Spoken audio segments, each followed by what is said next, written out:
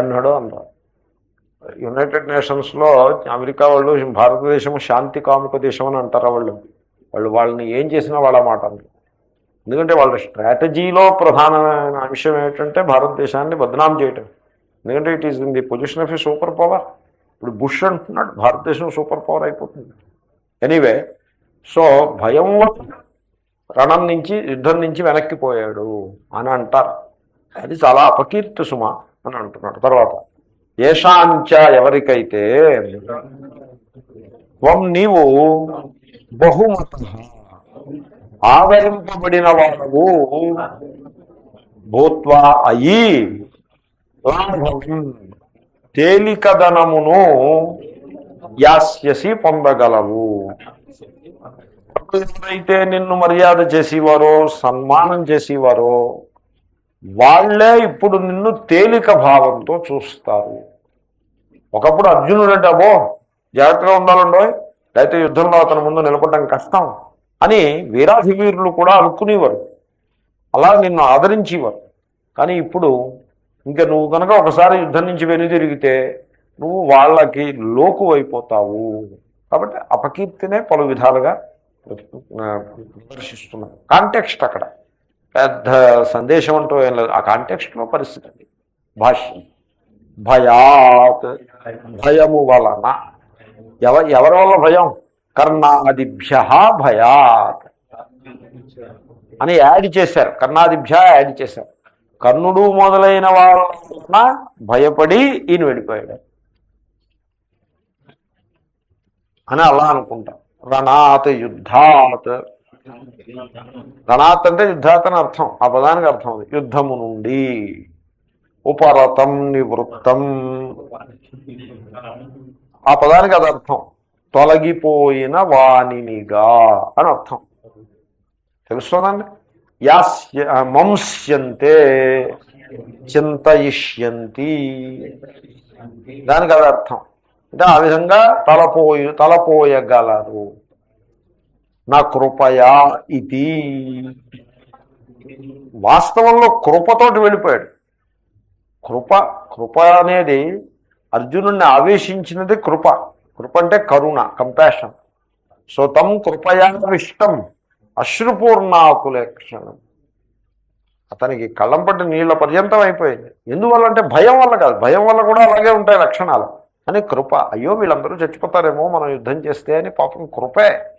కాబట్టి కృప అది సత్యం. అది కృష్ణుడికి తెలుసు, అర్జునుడికి తెలుసు. ఇంక మిగతా వాళ్ళు ఎవరికి తెలియదు. మిగతా వాళ్ళు ఏమనుకుంటారంటే వీడు భయంతో వెళ్ళిపోయారు. అందులో ముఖ్యంగా అలా అనుకునేది ఎవరో చెప్తున్నారు. వాం మహారథా దుర్యోధన ప్రభృతయ,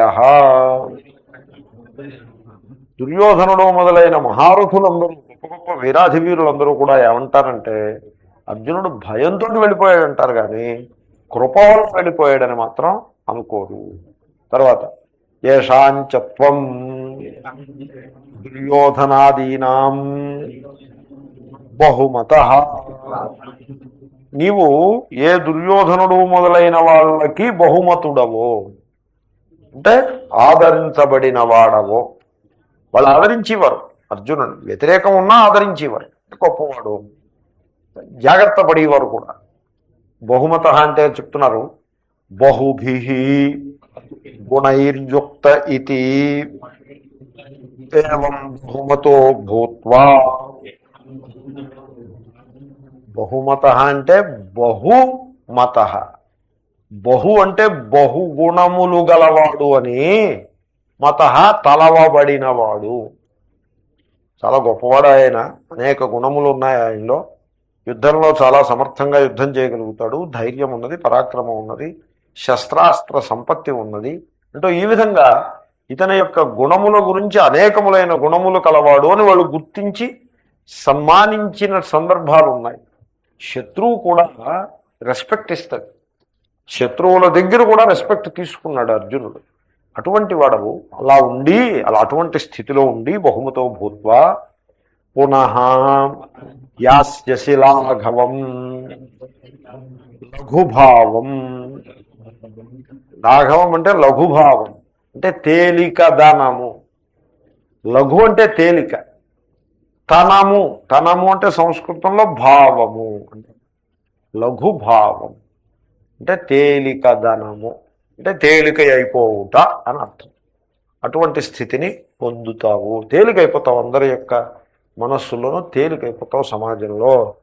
కాబట్టి ఇటువంటి పొరపాటు చేయవద్దు. శ్లోకమందాము.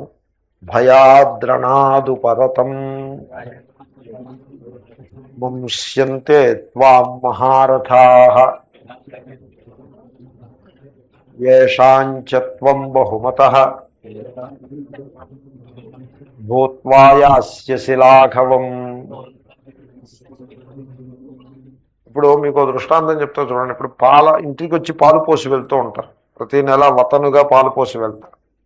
సపోజ్ మీరు ఎప్పుడైనా 2-3 నెలలు బయటికి వెళ్ళి తాళం వేసుకుని వెళ్ళే ముందు మీరు ఆ పాలవాడికి ఇవ్వాల్సినటువంటి ఆ నెల సొమ్ము వాడికి ఇచ్చేసి మీరు వెళ్ళారనుకోండి, మేము 3 నెలలు ఊళ్ళో ఉండమా, ఇదిగో నీ సొమ్ము నువ్వు తీసుకో అని ఇచ్చేసి వెళ్ళారనుకోండి, మిమ్మల్ని చాలా మర్యాద చేస్తారు.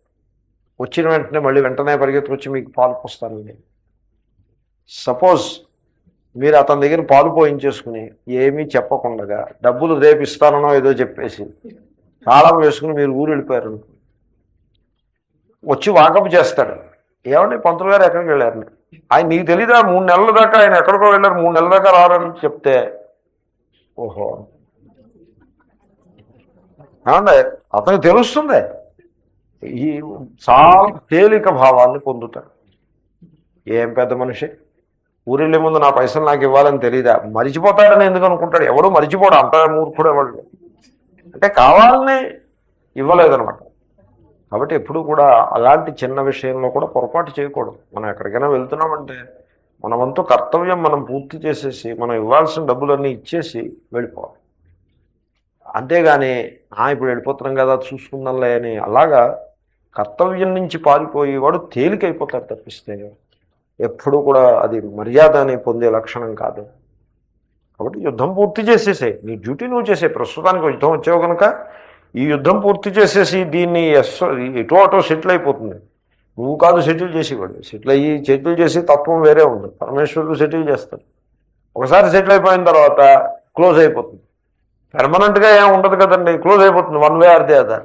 ఇంకా ఆ తర్వాత నీకు అవకాశం ఉన్నప్పుడు నేను యుద్ధం చేయను అని ఒక నిర్ణయం చేసేసుకుని అధికారాన్ని వాటిని వదిలిపెట్టి నేను ఇంక ఎలక్షన్లో పోటీ చేయను, నెక్స్ట్ టైం నేను ఎలక్షన్లో పోటీ చేయను, నామినేషన్ వేసి ఇది వేసి అది వేసి అంతా అయిన తర్వాత ఇప్పుడు ఇంక నా వల్ల కాదనుకుంటాను. అప్పుడు ఇంక కొత్త క్యాండిడేట్ని వేసుకుని కూడా ఛాన్స్ ఉండదు. నెక్స్ట్ టైం నేను చేయను, ఈసారి నన్ను నెగ్గించండి అని ప్రారంభించాలి. అలాగే న్యాయంగా ఉంటుంది. కాబట్టి ఎప్పుడు కూడా వెనుదిరగ రాదు, యుద్ధం నుంచి వెనుదిరగకూడదు. శ్లోకం శబ్దాలు చెప్పేద్దాం. భయాభ్యాం భయేభ్యః రణాతరణాభ్యాం రణేభ్యః ఉపరతం ఉపరతౌ ఉపరతాన్ రథః రథౌ రథాః మతః మతౌ మతాః యాస్యసి యాస్యథః యాస్యథ లాఘవం లాఘవే లాఘవాని. అన్న గుర్తొస్తుందండి చెప్తుంటే, కనెక్షన్ వస్తుందా? భయాద్రణాదు పరతం ముంస్యంతే త్వాం మహారథాః యేషాంచ త్వం బహుమతః భూత్వా యాస్యసి లాఘవం. కించ ఇంకా ఏమంటే, అదే టాపిక్ కంటిన్యూ అవుతుందని అర్థం. కొత్త విషయం చెప్పట్లేదు. కొత్త విషయం చెప్పేప్పటికీ అవతారికి మారిపోతుంది. అవాచ్యవాదాంశ్చ బహూన్ వదిష్యంతి తవాహితాః నిందంతస్తవ సామర్థ్యం తతో దుఃఖతరన్ను కిం. ఇప్పుడు లోకంలో కీర్తి ప్రతిష్టలు చెందిన ఒక వ్యక్తి ఆ ఉన్నత స్థితి నుంచి జారిపోయినప్పుడు కేవలము ఏ కారణంగా జారిపోయాడో అంతటితోటి సరిపెట్టకుండగా అతని మీద, ఆ వ్యక్తి మీద లేనిపోని కొత్త కొత్త నిందలు కూడా కల్పిస్తారు. మానవ సమాజం ఇలా ప్రవర్తిస్తుంది. మామూలుగా హైయెస్ట్ పొజిషన్లో ఉంటే అలాగే రెస్పెక్ట్ చేస్తూ ఉంటారు. ఒకసారి జారిపోతే ఆ జారిపోవడానికి ఏదో ఒక హేతు ఉంటే వీళ్ళు లేనిపోని ఇంకో 10 కూడా కల్పిస్తారు. మానవ స్వభావం. ఆ కల్పించటంలో నోటుతోట అనడానికి వీలు లేనివి కూడా కల్పించేస్తారు. ఇంక ఎక్కడ ఆగి ప్రసక్తే లేదు అని అంటున్నాడు. శ్రీకృష్ణుడు ఎలా చెప్తున్నాడు చూడండి, ఎంత ప్రాక్టికల్గా చెప్పేస్తున్నాడు చూడండి. పదచ్ఛేదం. అవాచ్యవాదాన్ చ బహూన్ వదిష్యంతి తవ అహితాః నిందంతః తవ సామర్థ్యం తతః దుఃఖతరం ను కిం. తవ నీ యొక్క అహితాః శత్రువులు, తవ నీ యొక్క సామర్థ్యమును నిందంతః నిందించుచున్నవారై బహూన్ అనేకములైన అవాచ్యవాదాన్ చ చెప్పకూడని పలుకులను కూడా వదిష్యంతి పలుకగలరు. అర్జునుడు యుద్ధం నుంచి పారిపోయాడురా, పిరికి పొంద, అంతవరకు పలుకున్నాడు. అక్కడ అలా ఆగుతారు. ఇంకా ఎవేవేవి ఎప్పుడు ఇలాగట్రా బాబు, అప్పుడు యుద్ధం చేసినప్పుడు కూడా అదంతా నిజంగా చేసాడు కాదు, అక్కడ ఏదో ఉంది మతలబ్బని ఏదో పెడతారు. దాన్ని పెట్టి చెప్పకూడని మాటలను కూడా పలికి ఆ విధంగా నీకు అవమానం చేస్తారు. తతః దానికంటే దుఃఖతరం ఎక్కువ దుఃఖము కిమ్ను ఏమి ఉండును. ఇంకా అంతకంటే పెద్ద దుఃఖం ఇంకే ఉంటుంది. లోకంలో కీర్తి ప్రఖ్యాతులు పొందిన వ్యక్తి అక్కడి నుంచి కిందకి జారిపోయి పలు పలు విధాలుగా లోకులు పలు గాకులు అన్నట్లుగా ఎవరికి తోచిన విధంగా రాయి ప్రతివాడు వేసినట్టుగా ఉంటే అంతకంటే పెద్ద దుఃఖము మరొకటి ఉండబోదు. భాష్యం. అవాచ్యవాదాన్ అవక్తవ్యవాదాన్ చ చెప్పకూడని పలుకులను. అవక్తవ్య, వక్తవ్యం అంటే చెప్పదగింది, అలాంటిది కాదండి. బహూన్ అనేక ప్రకారాన్ అనేక రకాల పలుకుల్ని పట్టుకొస్తారు. ఒక్కటే అక్కడ ఉన్న ఇష్యూ ఒకటి, యుద్ధం నుంచి అతను వెళ్ళిపోయాడు అని ఒక్క ఇష్యూ అయితే దాని చుట్టూ చిలవల పొలవలు కల్పించేసి ఏవేవో పెడతారు. వాడి పుట్టుపూర్వోత్తరాల నుంచి పట్టుకొచ్చి ఏదో పెడతారు. తవా నీ యొక్క అహితాః శత్రవః. హితుడు అంటే మిత్రుడు, అహితుడు అంటే శత్రువుడు. నీ శత్రువులు అలా చేస్తారు. ఇంకా ఏం చేస్తారు? నిందంతః కుత్సయంతః ఏవగించుకుంటారు. ఏవగించుకోవడం అన్నది అది అభిమానం గల వాడికి చాలా మనస్సు కష్టాన్ని కలిగిస్తుంది. నిన్ను నిందిస్తారు, ఏవగించుకుంటారు, అసహించుకుంటారు. తవాత్వదీయం సామర్థ్యం. దేన్ని తిడతారండి, దేన్ని ఏవగించుకుంటారు? ఏ సందర్భాల్లో ఇతను సామర్థ్యాన్ని చూపించాడో, గొప్పతనాన్ని చూపించాడో దాన్ని కూడా ఇటు అటు తిప్పేసి దానికి ఏవో లేనిపోనివన్నీ కల్పించేసి దాన్ని కూడా నిందించేస్తారు. ఆయన అప్పుడు మంచిగా చేశాడు, ఇప్పుడు పొరపాటు చేస్తేనేమి అప్పుడు మంచిగా చేశాడు అందరూ. ఆ మంచిగా చేసింది కూడా డిస్టార్ట్ చేసి చెడ్డగా చెప్పేస్తారు. ఉదాహరణకి నివాత కవచాది యుద్ధ నిమిత్తం. నివాత కవచులు అని ఒక రాక్షసులు ఉన్నారు. ఈ రాక్షసుల్ని అర్జునుడు జయిస్తాడు. జయించి ఇంద్రుని యొక్క అనుగ్రహాన్ని పొందుతాడు. ఆ యుద్ధంలో అతను గొప్ప సామర్థ్యాన్ని ప్రదర్శించాడు. ఆ సామర్థ్యాన్ని కూడా దిగలాగేసి దాంట్లో కూడా ఏవో లేనిపోను కల్పించేసి అప్పుడు వీడు నెగ్గాడని అన్నారండి, కానీ అది నెగ్గింది ఏం కాదండి, అది కూడా ఏదో ఉందిట, ఎవడో నెగ్గితే వీడు తన నెత్తి మీద వేసేసుకున్నట్టు ఆ కిరీటం, అలాగేదో చెప్పేస్తారు.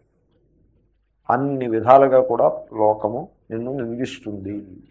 శబ్ద వాదం వాదౌ వాదాన్ బహుం బహు బహూన్. బహు అంటే అనేకము అని. హిందీ బహు కాదండో, హిందీ బహు అంటే అది వధూ. వా బా అవుతుంది, వాకి బాకి తేడా ఉంది, వంగా బంగా. హూ పలకడం కంటే ధూ పలకడం తేలిక. హూ అలా ధూ అయిపోతూ ఉంటుంది. సో బహు అంటే వధు వల్ల బహు అయింది, అది వేరే. వధు అంటే కోడలు అని అర్థం. సో బహువునంటే గురుం గురువు గురువునులాగా. వదిష్యతి వదిష్యత వదిష్యంతి, అహిత అహితౌ అహితా, సామర్థ్యం సామర్థ్యే సామర్థ్యాని, దుఃఖతరం దుఃఖతరే దుఃఖతరాని. శబ్దాలు ఊరికే చెప్తున్నాను, మీరేమైనా కొంత పట్టుకుంటారేమో అని చెప్తున్నాను. అవాచ్యవాదాంశ్చ బహూన్ వదిష్యంతి తవాహితాః నిందంతస్తవ సామర్థ్యం ఓ దుఃఖతరం ను కిం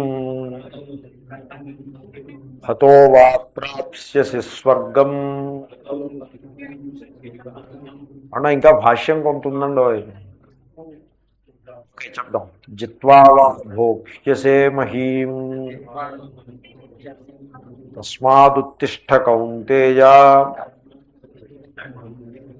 ధాయ కృతనిశ్చయః. ఆ భాష్యం చూద్దాం. తస్మాత్ తతో నిందా ప్రాప్తేః దుఃఖాద్ దుఃఖతరం కిం. అది తతో దుఃఖతరం అని కదా. తస్మాత్ అందువల్ల అంటే నిన్ను అనేక రకాలుగా నిందిస్తారు కాబట్టి. తతః దానికంటే, దానికంటే అంటే దేనికంటే, నిందా ప్రాప్తే, నిందను లేనిపోని నిందలను పొందుట కంటే, దుఃఖ అదో పెద్ద దుఃఖం, ఆ దుఃఖం కంటే దుఃఖతరం, అంతకంటే పెద్ద దుఃఖం, నిందను పొందుట అనే దుఃఖం కంటే ఇంకొక పెద్ద దుఃఖము కిం ఏముంటుంది. దుఃఖతరం అంటే కంపారిటివ్, ఇంకొక దుఃఖంతో పోల్చాలి దీన్ని. ఇంకో దుఃఖం ఏముంది అక్కడ ఆ టాపిక్లో అంటే, నిందను పొందుట అనే దుఃఖం కంటే పెద్ద దుఃఖం ఇంకేముంటుంది. తతః నష్టతరం దుఃఖం నాస్తి ఇత్యర్థః. నిందను పొందుట కంటే ఎక్కువ కష్టాన్ని కలిగించే దుఃఖం మరొకటి ఉండబోదు అని అర్థం. అవతారిక. యుద్ధే పునఃక్రియమాణే కర్ణాదిభిః. ముందు నిషేధం చెప్పాడు, అంటే యుద్ధం చేయకపోతే తప్పేమిటి చెప్పాడు. ఇప్పుడు యుద్ధం చేస్తే లాభం ఏమిటో చెప్పాడు. నెగిటివ్గా చెప్పి పాజిటివ్ చెప్తాడు. ఇప్పుడు కృష్ణుడు అలాగే చెప్తూ ఉంటాడు, ముందు నెగిటివ్ చెప్పి తర్వాత పాజిటివ్ చెప్తాడు.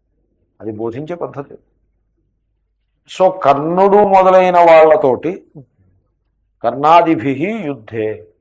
ఇప్పుడు శంకర భాష్యం ఎలా ఉంటుందంటే, ముందుకు వెళ్ళిపోయిన తర్వాత ఒక పదం వస్తుంది, ఆ పదాన్ని వెనక్కి తీసుకొచ్చి అన్వయించాలి. యుద్ధే పునఃక్రియమాణే, మీరు ముందే యుద్ధే యుద్ధము క్రియమాణే చేయబడగా కర్ణాదిభిః కర్ణుడు మొదలైన వారితో అన్నారనుకోండి, ఏమిటి అన్వయం దానికి? అలా ఉండదు, తెలిసిందా మీకు? అలా అన్వయం చేయకూడదు. ఎలా అన్వయం చేయాలి? కర్ణాదిభిః యుద్ధే, కర్ణుడు మొదలైన వారితో యుద్ధమును చేస్తే అని అలా వెనక్కి తీసుకెళ్ళి అన్వయం చేస్తూ ఉండాలి. భాష్య శైలి అది. సో ఒకవేళ యుద్ధం నుంచి వెళ్ళిపోకుండా ఈ కర్ణుడు మొదలైన వాళ్ళందరినీ ఎదిరించి యుద్ధం చేస్తే ఏమవుతుంది, ఏమిటి లాభం చెప్తున్నారు. తతః వా ప్రాప్స్యసి స్వర్గం జిత్వా వా భోక్ష్యసే మహీం తస్మాత్ ఉత్తిష్ఠ కౌంతేయ యుద్ధాయ కృతనిశ్చయః. హతో వా సంహరింపబడినచో స్వర్గమును ప్రాప్స్యసి పొందగలవు. ఎదిరించి యుద్ధం చేస్తే మరణించాడు అనుకోండి, స్వర్గాన్ని పొందుతాడు. అలా చెప్పారు. సో సూర్యమండల భేదినం ఓ శ్లోకం ఒకటి ఉంది. ఇహ ఈ లోకంలో ఇద్దరున్నారు, ద్వావిమౌ పురుషౌ లోకే, ద్వావిమౌ పురుషౌ లోకే సూర్యమండల భేదినౌ. సూర్యమండలాన్ని కూడా దాటుకుని పుణ్యలోకాలకు వెళ్ళిపోయే వాళ్ళు ఇద్దరు ఉన్నారు. ఎవళ్ళు వాళ్ళు? పరివ్రాట్ యోగయుక్తశ్చ, సర్వసంగ పరిత్యాగం చేసి ఆత్మనిష్ఠులై బతికినటువంటి మహాత్ములు. ఆ తర్వాత రణే చాభిముఖో హతః, యుద్ధరంగంలో ప్రాణాలను సైతం సరకు చేయకుండా శత్రువుతో యుద్ధం చేసి ప్రాణాలని పోగొట్టుకున్నవాడు. వాళ్ళ కోసం స్వర్గద్వారాలు తెరిచి ఉంటాయి, అంటే చాలా పుణ్యలోకాలను పొందుతారు. బతికినందుకు ప్రయోజనం పుణ్యలోకాలని పొందాలి కదా. బతుకుదేముంది, ఓ 10 ఏళ్ళు ముందేమిటి వెనకేమిటి, అలాగంటే అంత అవివేకం అదే కానీ ఇంకొకటి లేదు. ఇంకో 10 ఏళ్ళు బతికితే బాగుండును, ఏం చేస్తాం ఇంకో 10 ఏళ్ళు బతికితే? ఇంకో 10 సంవత్సరాలు హిందూ పేపర్ చదవాలి. ఏమిటి దాంట్లో చూసేది? ఆ హిందూ పేపర్ అంతా యాంటై హిందూ అదే కానీ ఇంకొకటి. సో అది అది ఓ 10 ఇష్యూస్ తక్కువ చదివితే ఏమిటి, ఎక్కువ చదివితే. కాబట్టి లేకపోతే ఇంకో కొంత ధనాన్ని సంపాదించి బ్యాంకులో డిపాజిట్ చేయాలి. ఏం చేస్తాం ధనం సంపాదించే? ఆ కాగితాలు వండుకు తినలేరు కదా. సో ఎంత ధనం సంపాదిస్తే తృప్తి? కల్కి భగవాన్ అని ఒక ఆయన ఉన్నారు. కల్కి భగవాన్ ఏమిటో, ఆయన భార్య, కొడుకులు, కూతుళ్ళు అందరూ. ఇప్పుడు ఆత్మ బ్రహ్మ అని మనం రోజు చెప్తాం. దోమ యొక్క ఆత్మ కూడా బ్రహ్మే, దీనికోసం మనిషే ఒక్కర్లా. కానీ అక్కడ నేను భగవంతుడు అన్నప్పుడు ఆత్మరూపుడుగా నేను భగవంతుడిని అంటే తప్పే ఉంది, పర్ఫెక్ట్ అది, దానికి జోహార్లో. అలా కాదు, ఈ దేహము నేను, దేహాభిమానము కలిగిన వ్యక్తి ఉంటాడు, దట్ పెర్సన్. పెర్సన్ అంటే దేహాభిమానం, ఇంక రెండోది ఏం లేదు. లేకపోతే అసలు పెర్సనే ఉండడు. నిద్రలో దేహాభిమానం ఉండదు, పెర్సన్ ఉండడు. కాబట్టి దేహాభిమానము గల వ్యక్తి మిగతా వ్యక్తుల కంటే గొప్ప వ్యక్తి. ఎందువల్ల అంటే పాండిత్యం ఉంది కాబట్టి, అంటే ఏదో కొంత లోక లక్షణం కాదు, దేవుడు కనుక. అంటే దేవుడు ఒక వ్యక్తి అన్నమాట. దేవుడు is another person. We are all persons and God is another person. Okay, అసలు అక్కడే పప్పులో కాలు వేశాడు వీడు. అండ్ దెన్ నిజానికి God is not one more person, అది ముందు తెలుసుకోవాలి. God includes all persons, is not one more person. But వీడేమంటాడు, God is one more person అంటాడు. Okay, who is that one more person అంటే ఐ అంటాడు.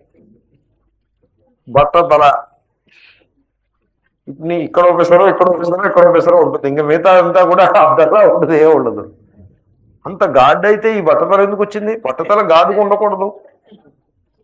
గాడికి బట్టతలను, జుట్టు నెరిసిపోయి, గడ్డం మాసిపోయి, ముడతలు పడి ఇవన్నీ ఎందుకు వచ్చాయి మరి గాడ్ అయితేను? ఏదో కొంత స్పెషాలిటీ ఉండాలి కదా. తర్వాత ఏమో కొంచెం ఫ్యాట్ కూడా ఉండాల్సిన దానికంటే ఫ్యాట్ చూడగానే చెప్పచ్చు. ఆయన భగవానుడైతే ఆయన భార్య ఏమిటవుతారు? భగవతి. ఆ భగవతి గారు కొంచెం ఎక్సర్సైజు అది చేసి ఆ స్వీట్లో అవి కొంచెం తగ్గిస్తే మంచిదని అనిపిస్తుంది చూడగానే. ఆవిడ ఎప్పుడైనా కనబడితే అమ్మ కొంచెం స్వీట్లో అవి తీసుకుంటున్నారా అంటే తీసుకుంటున్నా, తగ్గించండి. తర్వాత రోజు 1 మైల్ నడుస్తూ ఉండండి. తర్వాత ఏమో మామూలు ఈ ప్రాసెస్డ్ రైస్, మల్లెపువ్వులు లాంటి అన్నం అలా కాకుండా కొంచెం ఉప్పుడు బియ్యం ఏదో తెచ్చుకుని వండుకు తినండి, మీకు ఆరోగ్యానికి మంచిది అని చెప్పాల్సిన అవసరం ఉంది ఆవిడికి. She is like that. Now you say Bhagavati. How?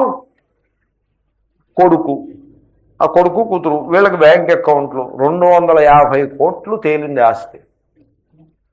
50 కోట్ల రూపాయలు. ఏం చేయాలి ఇప్పుడు? అందరికీ తలపోతే. సిబిఐకి ఏం చేయాలో తెలియదు, తర్వాత ఇన్కమ్ ట్యాక్స్ వాళ్ళకి ఏం చేయాలో తెలియదు, స్టేట్ గవర్నమెంట్కి ఏం చేయాలో అర్థం కాదు, వాళ్ళకి కూడా తెలియదు ఏం చేయాలో. అదే కాబట్టి చాలా దురదృష్టకరమైన విషయం. సో హతోవా ప్రాప్స్యసి స్వధర్మానుష్ఠానం. కాబట్టి నేను చెప్పింది ఏమిటంటే, ఇంకో కొంత ధనాన్ని సంపాదించటం వల్ల ఏమిటి చేస్తారు? ఏం చేస్తారు? ఇంకో కొంత ధనం సంపాదించి, ఉన్న ధనం చాలకుండా ఎప్పుడో 1,00,000 ఉందనుకోండి, ఇంకో 1,00,000 సంపాదించామనుకోండి, ఏం చేయాలి? ఆ కాగితాలు భోజనం చేస్తామా?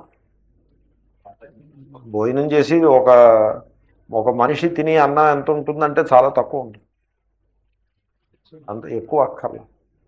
కాబట్టి మనిషి జీవితం ఇంకో 10 ఏళ్ళు ఎక్కువ జీవించటం వల్ల ఒరిగిది ఏంటంటే, ఓ 10 ఏళ్ళు ముందు పోవటమే మంచిది. అందులో ఒక ధర్మం కోసం దేహత్యాగం చేయటం మరీ మంచిది, ఎందుకంటే అందులో క్షత్రియుడికి మరీ ఇంకా. కాబట్టి హతోవా ప్రాప్స్యసి స్వర్గం. ఒకవేళ నెగ్గేవనుకో, కొన్ని నెగ్గకూడదని ఏమైనా ఉందో, చచ్చిపోవాలా యుద్ధం చేస్తే నెగ్గచ్చుగా. జిత్వా వా భోక్ష్యసే మహీం. నెగ్గేవనుకో అంతకంటే కావాల్సిందే ఉంది. సో మీరందరూ మహారాజులు అయిపోతారు, ధర్మరాజు గారు చక్రవర్తి అవుతాడు, మీరందరూ కూడా రాజకుమారుని యొక్క స్టేటస్లో భూమండలాన్నంతని కూడా పాలిస్తూ గొప్ప భోగాలను అనుభవిస్తారు. అందాము. జిత్వావా జయించినచో మహీం రాజ్యమును భోక్ష్యసే అనుభవించగలవు. తస్మాత్ అందువలన కౌంతేయ ఓ కుంతీపుత్ర యుద్ధాయ యుద్ధము కొరకు కృత నిశ్చయ చేయబడిన నిశ్చయము గలవాడవై ఉత్తిష్ట లేచి నిలబడుము. నీ ధర్మం గనక నా ధర్మాన్ని నేను చేస్తాను అని నిశ్చయం చేసుకో. ముందు మనస్సుని గట్టి చేసుకో, దిటవు చేసుకో. ముందు మనస్సు దృఢం అయిపోతే బాడీ దాని వెంట వచ్చేస్తుంది. నేను లేచి నిలబడి అంతే వెంటనే మన బాడీ లేచి నిలబడు. మనస్సు దిగజారిపోతే బాడీ కూడా కూలిపోతుంది. మనస్సు ధైర్యంగా లేచి కూర్చుంటే బాడీ కూడా లేచిపోతుంది. ఒక ఆయన మంచం మీద పడుకునే అలా దుఃఖిస్తూ కూర్చున్నారు. ఏమిటంటే దుఃఖం ఏంటండి అంటే, అనారోగ్యం చేసేసిందండి, రోగం వచ్చేసిందండి, ఊళ్ళంతా కూడా ఏదో రోగం వచ్చేసింది, ఇంక లేవలేకపోతుంది. ఏం మాట అండి, మందు పుచ్చుకున్నారా? పుచ్చుకున్నాం. We are on the stage of recovery. మందు పట్టిస్తుంది, మీరు రికవర్ అవుతున్నారు, ఎందుకు అలా నిరుత్సాహపడతారు? అలా మంచం మీద పొద్దు నుంచి సాయంకాలం దాకా అలా పడు ఉండకండి. మరి ఏం చేయమంటారు? లేవండి అసలు ముందు. ఆ కుక్కి మంచంలో అలా దానిలాగా ఉండలా అయిపోయి నడువు కూడా మంచిది కాదండి. లేవండి ముందు, అసలు మంచం నుంచి లేవండి. లేచి ఏం చేయమంటారా? కుర్చీలో కూర్చోండి కొంచెం సేపు. ఓకే, నిటారుగా కూర్చోండి, చక్కగా నిటారుగా కూర్చోండి. ఏమైపోతుంది దేహం, ఏమైపోతుంది? ఎందుకంటే ఇంక చెడిదే ఉంది. కూర్చోండి అసలు ముందు. కూర్చొని ఏదైనా నామాన్ని జపం చేయండి అని ఇలాగా సలహా చెప్తే, నిజంగా నేను జరిగింది చెప్పాను. మొన్న ఒకసారి చెప్పాను మీకు. ఈ నామం చేసే అని ఒక ఆయన ఉన్నాడు. ఏమయ్యా కొంచెం నామం చేయి అంటే, రామ అంటే రామనామాన్ని చేస్తే ఒక్క పావు గంట అయ్యేప్పటికి అక్కడ ఎంతసేపు కూర్చుంటాం మనం అండి, మనం వెళ్తాం వచ్చేస్తాం కదా. ఇంకా వెళ్ళొస్తామండి అంటే ఆయన ఎంతో బాగుందండి, ఇప్పుడు చాలా కులాసాగా ఉంది, బాడీకి కులాసాగా ఉంది, మనస్సుకి కులాసాగా ఉంది. మీరు మరీ ఎక్కువగా నడిచేయడం అది చేయొద్దు, డాక్టర్లు చెప్పినట్టు చేయండి. ఎంత అవసరమో అంతే శ్రమపడి రోజు 10 నిమిషాలు పొద్దున్న, 10 నిమిషాలు సాయంకాలం, 10 నిమిషాలు మధ్యాహ్నం ఇలాగ ఈ కుర్చీలో కూర్చుని నామ జపం చేయండి. అలా మనస్సుని దిటవు చేసుకుంటే శరీరం దాని లెవెల్లో తగ్గుతుంది. అంతేగాని శరీరం కంటే ఎక్కువ మనస్సుకి రోగం వచ్చేస్తుంది. చాలా తప్పు, అలా ఉండకూడదు. కాబట్టి ఉత్తిష్ట, లేచి నిలబడాలి. యుద్ధాయ కృత నిశ్చయ. సపోజ్ నేను మంచమే పడుక్కుని నేను చావను, నేను కూర్చునే చచ్చిపోతాను అని కనుక నిశ్చయం చేసుకుంటే వాడు కూర్చునే చచ్చిపోతాడు. అంతా మనస్సును బట్టి ఉంటుందండి. అంచేతనే మరణానికి భయపడకూడదు. నేను చచ్చిపోతానేమో అని భయపడ్డాడు అనుకోండి, వాడు అలా భయపడుతూ చచ్చిపోతాడు. అంతకంటే మరణం చచ్చిపోవడం ఎలాగూ ఖాయమే. అలా కాకుండా మరణం, దేహానికి మరణం, నాకు మరణం ఏమిటి, అసలు మరణాన్ని అంగీకరించాం, we don't accept it at all అని అలాగా రిటార్గా కూర్చుని చక్కగా ఏదో జపం చేసుకోవటం, ఏదైనా పుస్తకం చూసుకోవటం, ఏదైనా సేవ చేయగలిగితే చేయటం. వాచాధర్మం అవాప్నుహి. ఒకప్పుడు వెళ్ళి పని చేసి ఉపకారం చేయలేకపోవచ్చు. వాక్కుతో ఉపకారం చేయొచ్చు, వాక్కుతో చేసి ఉపకారాలు ఉంటాయి కాబట్టి చేయొచ్చు. అయితే ఓ వాక్యం రాసి ఉపకారం చేయొచ్చు, అయితే విల్లు సరిగ్గా రాసి ఉపకారం చేయొచ్చు. ఉపకారం చేయడానికి ఏముంది? ఇప్పుడు 10 లక్షలు ఉన్నాయండి ఒక యజమాని దగ్గర, ఆయనకి 3 కొడుకులు. ఆయన నన్ను అడిగారు, ఈ 10 లక్షలు ఏం చేయమంటారు? నేను అన్నాను, ఒక్కొక్క కొడుకుకి 3 లక్షలు ఇచ్చేయండి అన్న. అంటే మరి మిగిలిన లక్ష మాట ఏమిటండి ఆయనకి? అది దానం చేసేయండి అంటే ₹1,00,000 దానం చేయమంటారా? సపోజ్ మీరు 1,00,000 దానం చేయలేదనుకోండి, అప్పుడు ఏం చేస్తారు? దాన్ని ఒక్కొక్కరికి 33,333 ఇవ్వాలి. వాళ్ళకి 3 లక్షల కంటే 3 లక్షలు ఇస్తే బాగుపడని వాళ్ళు ఇంకో 33,000 ఇస్తే బాగుపడతారా? వాడు 3 లక్షలు ఇస్తే బాగుపడ్డట్టు, లేకపోతే ఇంకెలాగో బాగుపడ్డావు. వాడికి ఆ 33,000 సేవ్ చేయవాడిని. కాబట్టి 3,33,000 ఇవ్వద్దు, 3 లక్షలు ఇవ్వండి, 33,000 దానం చేయండి. అంటే ఎవరికి దానం చేయమంటారు? మీకు దానం. నాకు దానం చేయండి, నాకు చేయమని నేను అంటలేదు. నిజంగా దేవుడు తోడు, నాకు అక్కర్లేదు. నేను నా స్వాంతం కోసం చెప్పలేదు. నేను నిజానికి అసలు మీ దగ్గర నేను తీసుకోను కూడా. ఎందుకంటే నేనే సలహా చెప్పి నేనే తీసుకుంటే అది దోషం కూడా అవుతుంది. కాబట్టి నాకొద్దు, మీరు ఆలోచించండి. అనేక సేవా కార్యాలు ఉన్నాయి లోకంలో. మీరు నాకు దానం చేయొద్దు, మా దానికి కూడా దానం చేయొద్దు. మీకు లోకంలో మనం ఒక్కలే కాదు సేవ చేస్తున్నాం. మనం చేసి సేవ అంట సేవ చేస్తున్నానని చెప్పుకుంటూ కూడా వీల్లేదు. అసలు లోకంలో మహాత్ములు ఎంతో మంది ఉన్నారు. వాళ్ళ ద్వారా మీరు సేవ చేయండి, లేకపోతే మీ కుటుంబ తరఫున సేవ చేయండి. పేరు ముఖ్యం కాదు, అలా చేయండి అని నేను చోట సలహా చెప్పాను. ఆ సలహా పాటించారు కూడా ఆయన. కాబట్టి కృత నిశ్చయ, మనస్సును నిశ్చయం చేసుకుంటే దేహము అన్ని దారిలోకి వస్తాయి. మనస్సులో నిశ్చయం ఉండాలి. ఉత్తిష్ట, ఈ వాక్యం చాలా గొప్ప వాక్యం. తస్మాత్ ఉత్తిష్ట కౌంతేయ యుద్ధాయ కృత నిశ్చయ. అంటే కృష్ణుడు యుద్ధం చేయమన్నాడు, తప్పది, అది రాంగ్ అండర్స్టాండింగ్. కృష్ణుడు యుద్ధం చేయమనలేదు. కృష్ణుడు యుద్ధం చేయమన్నాడు, క్రీస్తు ట్యాక్సులు కట్టమన్నాడు, అలాగే అనకూడదు. అదేదో కాంటెక్స్ట్ ఏదో ఉంటుంది. అలాగా ఆ కాంటెక్స్ట్ని అతీతంగా మనం మాట్లాడాల్సి ఉంటుంది. యుద్ధానికి నిలబడమన్నాడంటే ధర్మానికి నిలబడమన్నాడు. తో తస్మాత్ ఉత్తిష్ట కౌంతేయ ధర్మాయ కృత నిశ్చయ అని అర్థం దానికి. ఆ ధర్మం in that context happens to be యుద్ధం. అందుకోసం యుద్ధాయ అనే మాట వచ్చింది. అదర్వైజ్ ధర్మము స్వధర్మము, స్వధర్మం చేయాలి. ఆ స్వధర్మం చేస్తే అదే మన వెంట వస్తుంది. మన మనస్సుకి ఉల్లాసాన్ని కూడా ధర్మమే ఇస్తుంది. ధర్మం లేకపోతే, తాను చేయాల్సిన కర్తవ్యం తాను చేయకపోతే ఏమిటో ఉల్లాసం? దెబ్బలాడుకోవడం. దేనికోసం దెబ్బలాడుకోవడం? రూపాయల కోసం. ఓహో, రూపాయల కోసం దెబ్బలాడుకోవడం అంత బుద్ధి తక్కువ అదే కానీ ఇంకొకట్లేదు. సో రూపాయల కోసం ఎప్పుడూ దెబ్బలాడుకోవడం. ధర్మానికి నిలబడాలి. ఓ మహాత్ముడు అంటాడు నాతోటి, స్వామీజీ పైసాతో కుచ్ భీ నహీ హై అంటాడు. పైసాతో కుచ్ భీ నహీ. ఆయన చేతిలో $1,00,000 ఆయన చేతిలో పట్టు కూర్చున్నాడు. ఆయన జేబులో ఉన్నాయి $1,00,000. నా జేబులో $1,00,000 నా దగ్గర ఉన్నాయి. నేను డాలర్ల కోసం నేను చూడలేదు. పైసాతో కుచ్ భీ నహీ హై అండ్ హీ మీన్స్ ఇట్. ఏదో సునామీ అంటే $1,00,000 పంపించేసాడు ఆఖరు. ఆ 1,00,000కి 1,000 యాడ్ చేయండి అని నేను అన్నాను ఆఖరు. మళ్ళీ భిక్షకు మేమిద్దరం తయారు.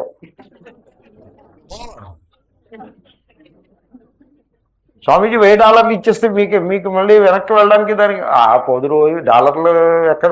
మన మిత్రులు అందరూ డాలర్లు మనమే కదండి, మీకేం చింత చేయకుండా పంపించేయండి అంతే. ఆఖరు ఓవర్ $101,000 వెళ్ళిపోయేస్తున్నాం. మీకు క్యా బాత్ హై? కాబట్టి ధనం కోసము సోదరులు దెబ్బలాడుకోవడము అంత పొరపాటు అదే కానీ ఇంకోటం లేదు. అన్నయ్య నేను ఇది కావాలరా అంటే తీసుకోరా అన్నారు. అదేమిట్రా ఇంకొంచెం కూడా తీసుకో అన్నారు. అంతేగాని అబ్బే దాంట్లో ఎక్కువ అయిపోతే అలాగా నాది కూడా నువ్వు పుచ్చేసుకుంటున్నావే అని అలా చిన్న మనస్సు ఉండకూడదు. ఇప్పుడు పెద్ద మనస్సుతో ఉండాలి. ధర్మానికి కట్టుబడి ఉండాలి. ఈ ధనానికి భోగాలకి కక్కుర్తి పడ్డవంత బుద్ధి తక్కువదే కానీ ఇంకొంచెం కృత నిశ్చయ. భాష్యకారులు ఏమంటారో చూద్దాం. హతో వా ప్రాప్స్యసి స్వర్గం హతస్సన్ స్వర్గం ప్రాప్స్యసి. అదే ఆ వాక్యానికి అది భాష్యం. ఏమీ యాడ్ చేసింది ఏం లేదు, ఓకే అలాగే ఉంటుంది భాష్యం. అంతే చాలా సూక్ష్మంగా ఉంటుంది. దాన్ని చూసి భ్రాంతి పడతారు. భాష్యం చాలా తేలిక, గీతా భాష్యం తేలికని మన ఆయన గారు అంటూ ఉండేవారు. గీతా భాష్యంలో మిస్ అయిపోయే అవకాశం ఎక్కువ ఉంటుంది. ఏదో మల్లినాథ సూర్య వ్యాఖ్యానంలాగా ఉంటుంది, రఘువంశ వ్యాఖ్యానంలాగా ఉంటుంది. దాంతో చాలా తేలిక ఏముంది లేదండి, బ్రహ్మసూత్ర భాష్యం అంటే కఠినంగా ఉంది కానీ చాలా తేలిగ్గా ఉందని అనుకుంటారు. కానీ వాస్తవంలో చాలా గొప్ప గొప్ప రహస్యాలన్నీ దీంట్లోనే ఉన్నాయి అని అనేవారు. Which is true. అది ఆ అనుభవాలతో చెప్తున్నమాట. ఆ అబ్బాయి అంత బాగా చెప్పారా అని అనిపిస్తుంది ఆ సమయం వచ్చినప్పుడు. చూద్దాము. సో జిత్వా వా కర్ణాదీన్ శూరాన్ భోక్ష్యసే మహీం. ఇంకా అస్తమానం యుద్ధము, అస్తమానం జయము కాదు, సందర్భాన్ని బట్టి. ఆ సందర్భంలో యుద్ధము విజయము. అంచేతనే కర్ణాదీన్ శూరాన్ అని ఆ కాంటెక్స్ట్కి అనుకూలంగా చెప్తున్నారు. కర్ణుడు మొదలైనటువంటి శూరులు ఎదురకుండా నిలబడి ఉన్నారు, గట్టి గట్టి పెద్ద పెద్ద వాళ్ళందరూ కూడా. వాళ్ళని ఒకవేళ నువ్వు జయించేవే అనుకో, మహీం భోక్ష్యసే, సామ్రాజ్యం యొక్క భోగాల్ని పొందుతావు. ఉభయథా అపి తవ లాభ ఏవా ఇత్యభిప్రాయ. ఇది చాలా ముఖ్యమైన పాయింట్. స్వధర్మానుష్ఠానం చేస్తే అంతా లాభమే, నష్టం ఉండదు. నష్టం అనే మాటే లేదు. ఇప్పుడు స్వధర్మానుష్ఠానం చేయకపోతే అంతా నష్టం.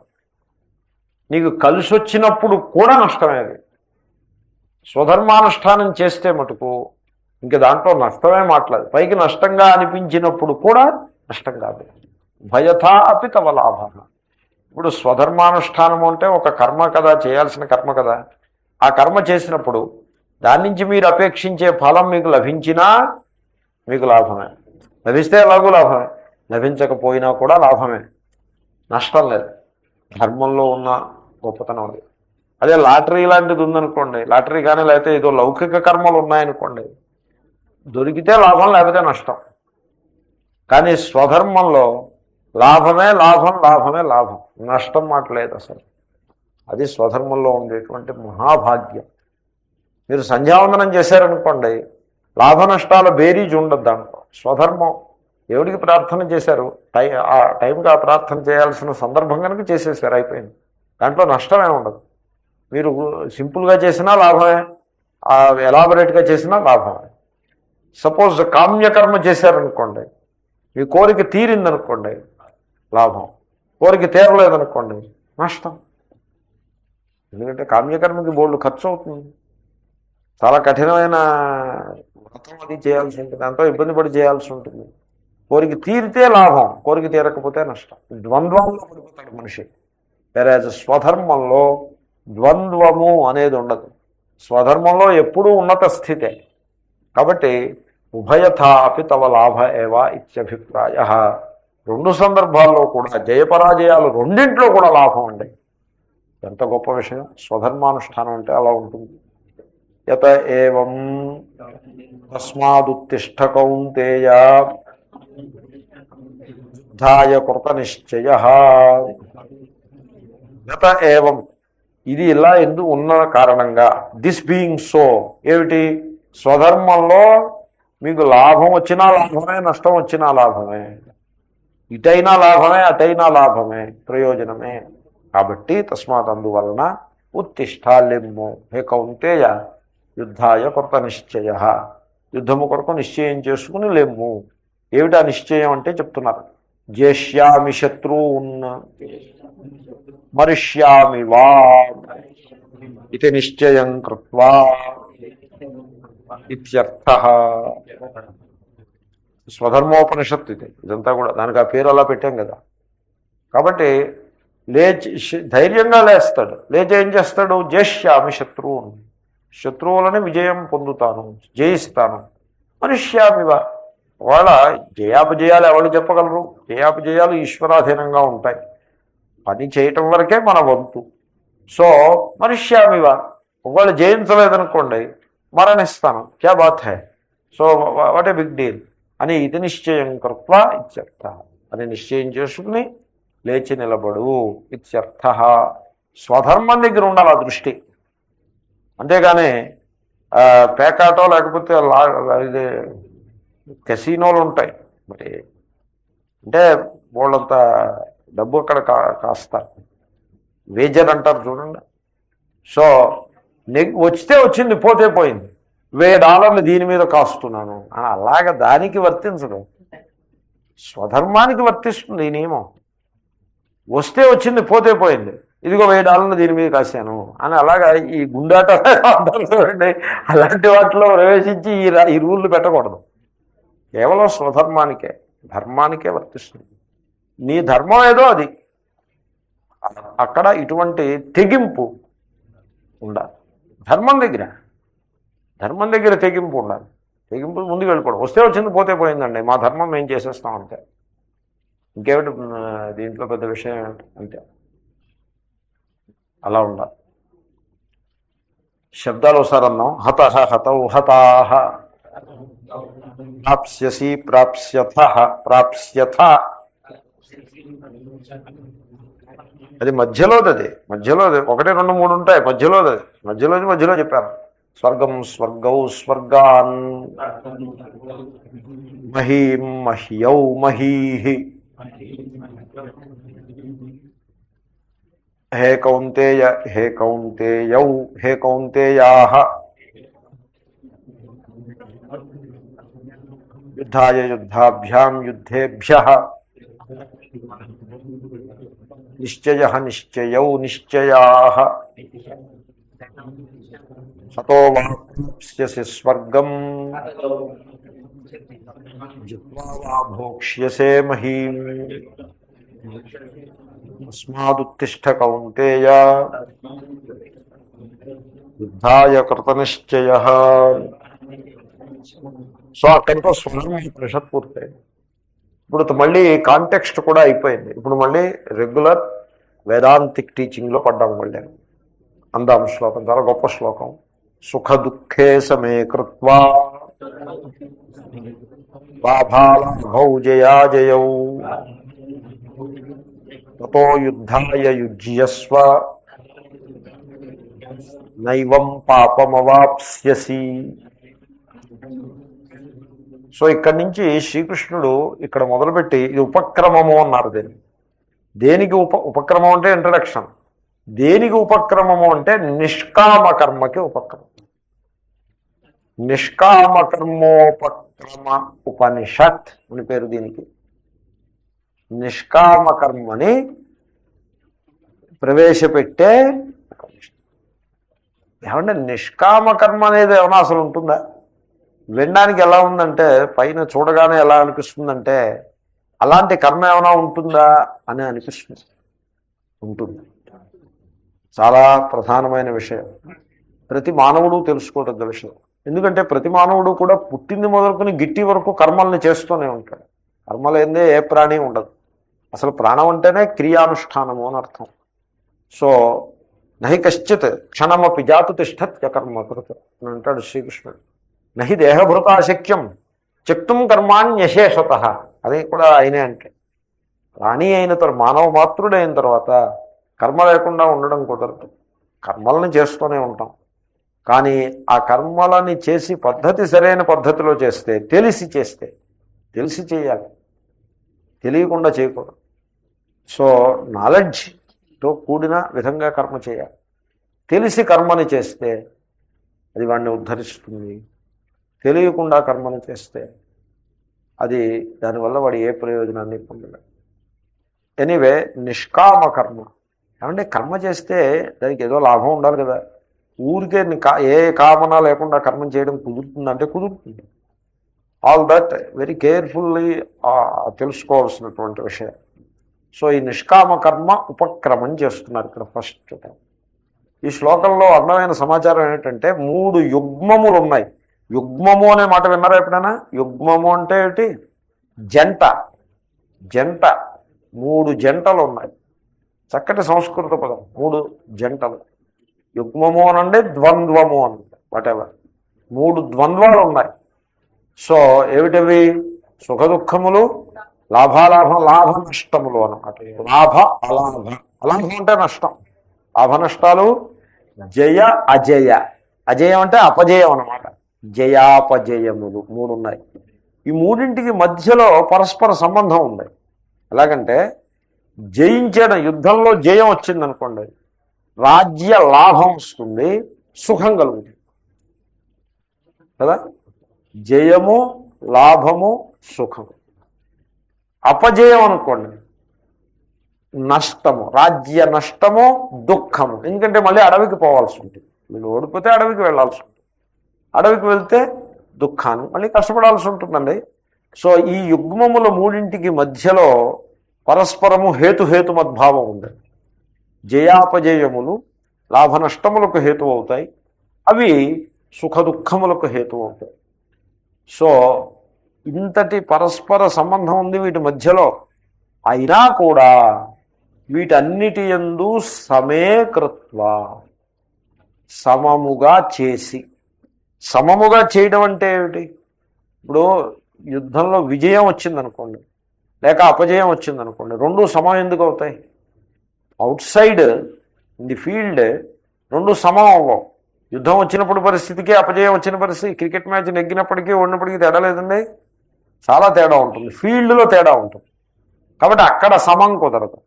మరి ఇంకెక్క సమం ఎక్కడ కుదురుతుంది? మనస్సులో కుదురుతుంది. పోనీ ఆత్మయందు అన్ని సమమే. మీరేమీ సమం చేయనక్కర్లా. ఎందుకంటే ఆత్మలో ద్వితీయం లేదు కదా. కాబట్టి ఆత్మ లెవెల్లో సమం అక్కర్లేదు, బాహ్యం లెవెల్లో సమం కుదరదు. ఈ బాహ్యము ఈ ఆత్మ కలిసేటువంటి మీటింగ్ గ్రౌండ్కి మనస్సు అని పేరు. అక్కడ సమం అవ్వాలి, అక్కడ అవ్వడానికి అవకాశము ఉంది, అవ్వాలి. ఎలాగా, ఏమిటి సమాచారం రేపు సుఖ దుఃఖే సమే కృత్వా లాభాలాభౌ జయాజయౌ తతో యుద్ధాయ యుజ్యస్వ నైవం పాపమవాప్స్యసి.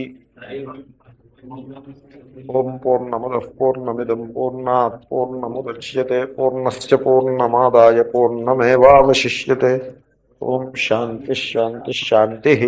హరి ఓం శ్రీ గురుభ్యో నమః. హరి ఓం తత్సత్. శ్రీకృష్ణార్పణమస్తు. చిన్న మనవి,